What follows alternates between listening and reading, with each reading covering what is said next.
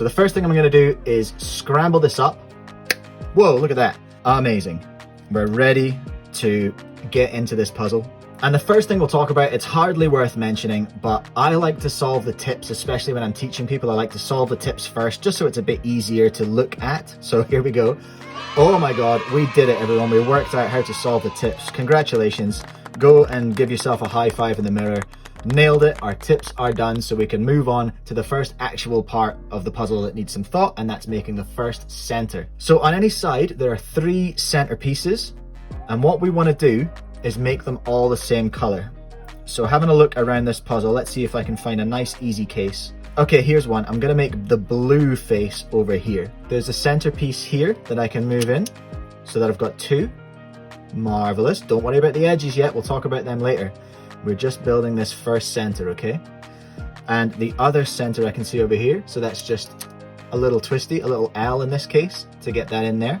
This is what we're looking for in that first part of solving. But let's look for a case which is a bit more complicated. So this is the other sort of problem you might just find yourself faced with. Let's say we're making the yellow centers. Obviously I've got one down here, so I'm going to turn that up. So I've got these 2 centers here. My third center is here, right? So I am unable to get that into here. It's impossible. It won't go over there. So what we've actually done in that case is we've started making these centers on the wrong side, because there's only one side they can go on, because there's no actual center on a Pyraminx. You have to build the center, so it has to be on the right side. So in this case, we've put these 2 together as part of our first center, but we noticed that we can't get this one in, so we know that these are on the wrong side, and this is an easy fix. One goes here and one goes here. So that's what you're looking for in your first part of solving the Pyraminx. You're looking for that first center. Now let's stick with the yellow side and move on to the next part, which is solving these 3 edges. Okay, so when you're solving the edges, you're looking for a 2-color piece. You're looking for a piece which has, in this case, yellow and blue, because it needs to match yellow in this bar and blue in this one. I like to keep the side I'm working on, like the center that we've built, I keep it on my left, so that I can then look around for the other 3 edges in this part here. So what did I say? Yellow and blue. Yellow and blue. There it is. Okay, so this is the yellow and blue edge that we want to have in here.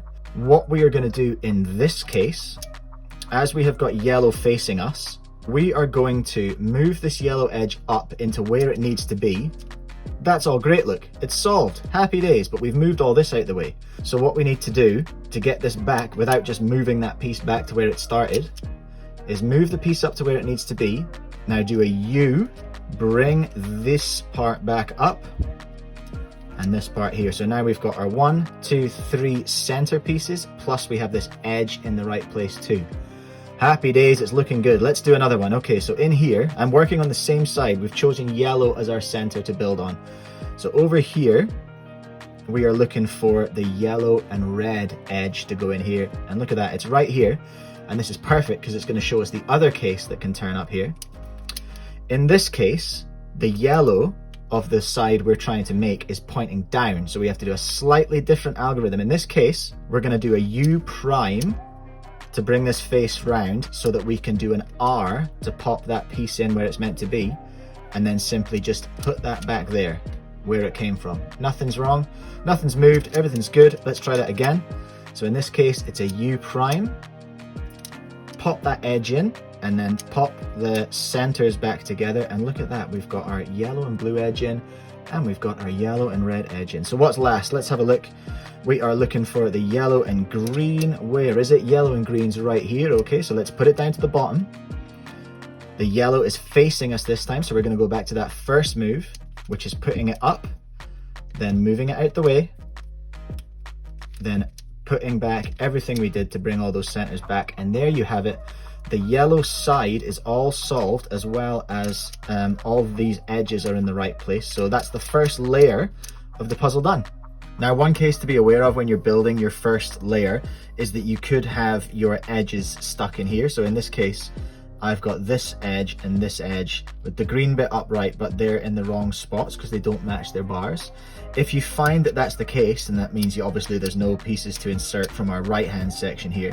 Just do the same, any of the 2 algorithms to get one of these edges out. So we're just going to replace this with some trash from over here. So we'll move it around, put in some trash, and now we've got that green edge in here so that we can go and put it where it's supposed to be, which in turn knocks out that other green edge, and we can pop that in where it's meant to be as well. Oh, look at that, what a skip, woo!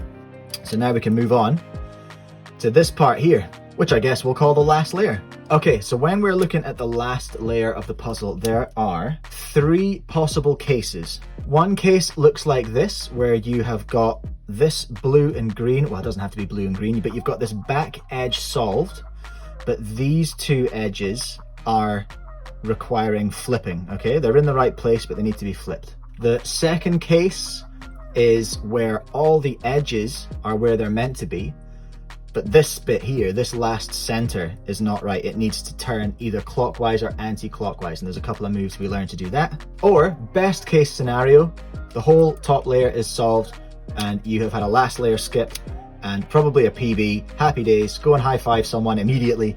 What a speedster you are. So let's work through those 2 scenarios that we actually need to do some moves for, and we'll start with the flip. Okay, so solved layer is on the bottom, and the rest of the puzzle is looking at us. In this case, blue and green is solved. That's looking good. But this isn't right, and this isn't right. They're in the right place, but they need to flip over. And there's a move that we're going to do to do that. It goes a little something like this.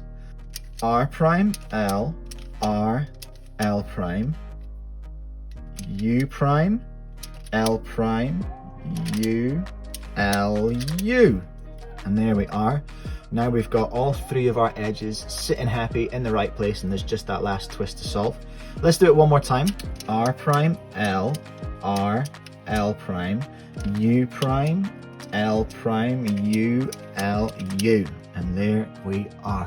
If the R primes and L primes are a little bit hard to remember, you can always as well just think down, down, up, up, and then put that edge into this spot. If that works better for you, that's cool.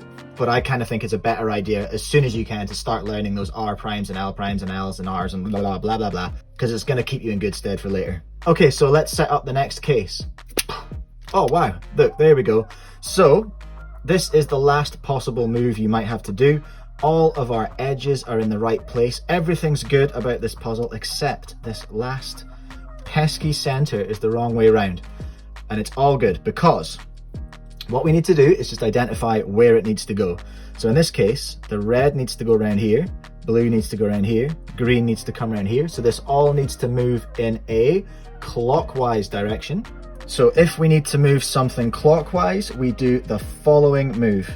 L prime, U, L, U. And then we do it again. L prime, U, L, U. And look at that, we have done it. The way I kind of like to remember these is that if you want to drag this blue round here, I think of this finger and that U move. So I want to move it this way. So if I'm using that, if I'm moving it this way, that means I'm turning this side. And there we are. So let's have a look at the case where we have to move it the other way. We have to move it anti-clockwise. Okay, so we can see here now we're looking at the opposite. The red needs to go around here. The green needs to come around here. The blue needs to go around here. We need to move this all anti-clockwise, or the other way from what a clock does. Now, it's exactly the same, just opposite from what we just did. So in this case, I want my finger to drag this green part round to here. So that means we're using the right hand side of the puzzle. So we go R, U prime, R prime, U prime. And again, R, U prime, R prime, U prime. Nice and easy. How about that? So that's pretty much all there is to the beginner's method on the Pyraminx. How about we do a couple of example solves? Okay, let's scramble. All right, there we go. What are we looking at here now? Okay, I've got 2 blue centers over here. That's pretty cool. Aha, but the other blue is up here. Now this is quite a cool center because we just need to move that up and that up. And look at that, we've even got the green and blue edge in there straight away. What a treat. Now we're looking for the blue and red edge. It's down here and the blue is facing towards the bottom. So that means we insert the edge by doing the U prime start, then popping it up and moving it back. That's the nice easy one. Now we're looking for a blue and yellow edge. It's down here. It's the same one again. U prime, R to move it up, and then just put it all back. And that's our first layer solved, everyone. How about that? Then what are we looking at the top layer? Okay, so this is a chunky one. We've got our green and yellow is in the right place. We need to deal with flipping these two. So let's do our edge flipping algorithms. So R prime L, R L prime, U prime, L prime, U, L, and a U. And hey, presto, look at that. We missed the twist. We got a skip. Happy days, smash the timer. What a winner. Let's do one more for luck. Okay, so what are we looking at this time? Well, I like the look of this red center because all I have to do is that and it's done. One turn, center's done. Here is a red and blue edge. We're building the red side. Red and blue is here. So let's find that edge and put it down in the bottom of the side with which we're moving with our right hand. We want to pop it in here. The red side, the side we're trying to solve is on the bottom. So we're going to go U prime, insert it, and then an U to get it back in there. Now we want this red and green. The red's facing us this time, so we're going to start with the L prime, move what we've just solved out of the way, and then pull it back so we've got our center all back together. We want red and yellow for this one, and it's the same as the one we just did, so we're going to do the L prime, move this solved part out of the way, move the bottom row back in, and then that stuff, and then we're all good to go to the last layer. Now what have we got here? Looking for a piece that's in its right place. So there we go, there's the green and yellow one, and now we're going to do the edge flipping algorithm on these two. R prime L, R L prime, U prime, L prime, U, L, U, which gives us a last bit to solve, which is to move this last center clockwise. So the green here, the blue here, the yellow here. So to move it clockwise, it means I'm dragging with this finger on my right hand, which means I'm turning this piece with my left hand. L prime U, L, U, L prime U, L, U. There we have it, everyone. Happy days. I'm not sure if there's much more I need to show you than that. Obviously, I didn't do any tips in those example solves because I didn't want to insult your intelligence, quite frankly. That is how you solve the Pyraminx. It's an excellent beginner puzzle, a really, really good one for people to start on. It's only 4 sides, there's not many pieces, it's not hugely complicated to solve. A great one for younger solvers to get started on, and it's also fun to get really fast on and play with as well. If you want to see some speedy Pyraminx solves, then I'll link Jasper and Elias's channels down below and at the end cards. They are our Pyraminx specialists. But yeah, that's it. Thank you so much for watching. Happy solving, and I will catch you in the next video.